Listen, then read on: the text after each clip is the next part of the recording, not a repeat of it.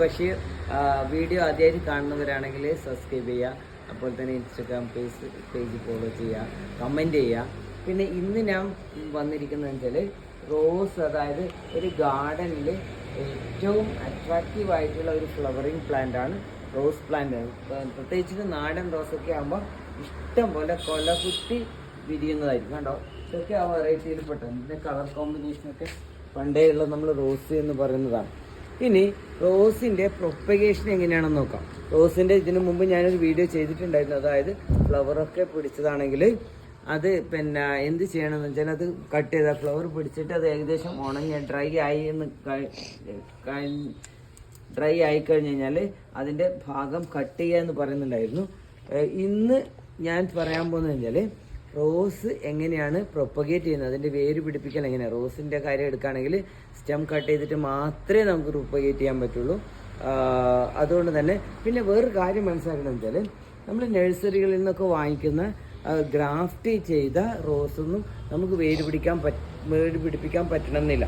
എപ്പോഴും നമ്മൾ ശ്രദ്ധിക്കേണ്ട, ഏതെങ്കിലും ഒരു വീട്ടുകളിൽ അല്ലെങ്കിൽ ഏതെങ്കിലും ഒരു ചട്ടിയിലൊക്കെ റോസ് ഇങ്ങനെ നല്ല ബ്രാഞ്ചസ് കണ്ടോ, ഇതൊക്കെ ചെയ്യാൻ പറ്റുന്നതാണ്. ഇതൊക്കെ നാടൻ വെറൈറ്റിയാണ്. ഇതും കുറ്റി റോസ് ധൈര്യമായിട്ട് നമുക്ക് നഴ്സറികളിൽ നിന്ന് വാങ്ങിയിട്ട് അതിൽ നിന്നും പ്രൊപ്പഗേറ്റ് ചെയ്യാൻ പറ്റും. അതിൽ നിന്ന് സ്റ്റെം കട്ട് ചെയ്യാം. അതുപോലെ തന്നെ കേട്ടോ, ഇതും വേറൊരു ടൈപ്പാണ് കുറ്റി റോസ്. അതായത് അതിൻ്റെ ലീഫ് മറ്റൊരു സാധാ റോസിനേക്കാളും ചെറുതായിരിക്കും, കുറേ ഫ്ലവേഴ്സ് വരുന്നതാണ്. ഇനി ഇതിൻ്റെ പ്രൊപ്പഗേഷൻ എങ്ങനെയാണെന്ന് നോക്കാം.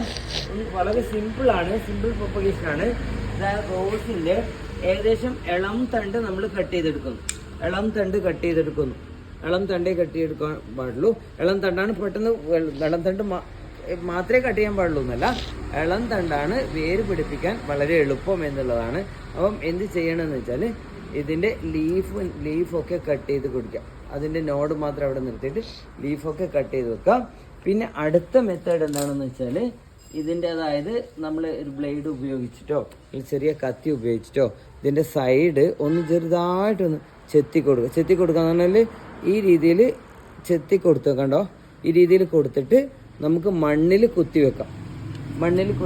മണ്ണാക്കുമ്പോൾ നല്ല നനവുള്ള മണ്ണായിരിക്കണം എപ്പോഴും. മണ്ണിൽ കുത്തി വെക്കുക.